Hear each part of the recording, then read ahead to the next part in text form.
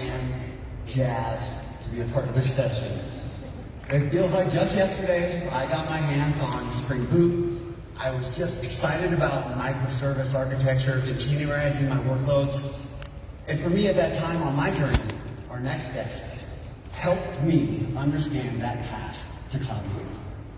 Helped me welcome a Kubernetes community icon, a distinguished engineer at Google Cloud, Kelsey Hightower.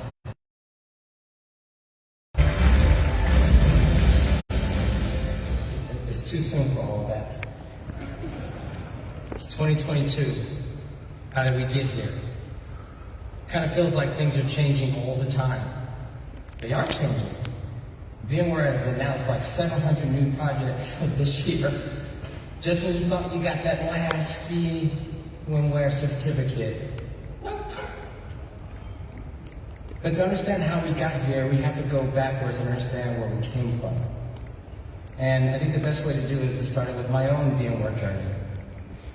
In early 2000, I can remember standing in the data center, looking at a broken server, running Windows NT 3.1 Service Pack 2 Workstation Edition.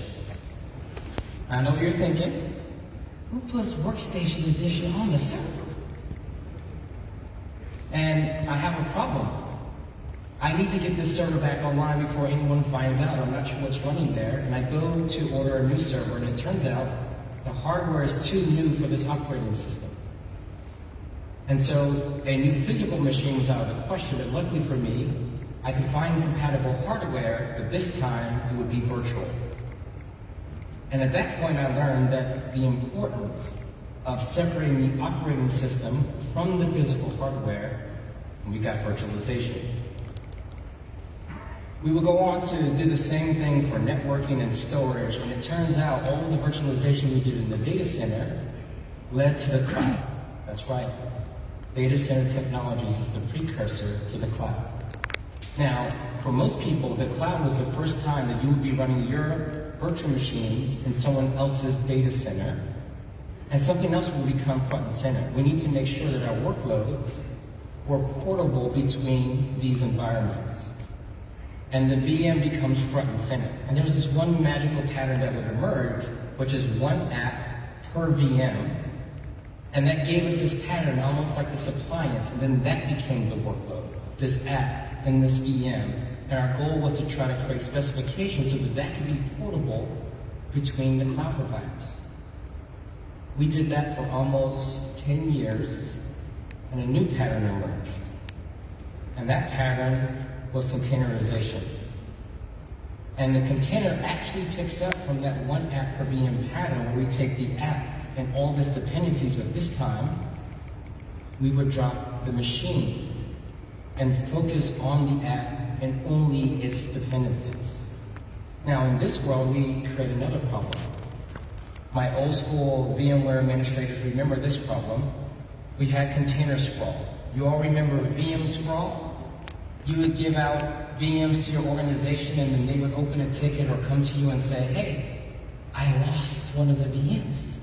Like, how do you lose a virtual machine? And we have the same problem in the container world, where people are creating containers and there was a missing component.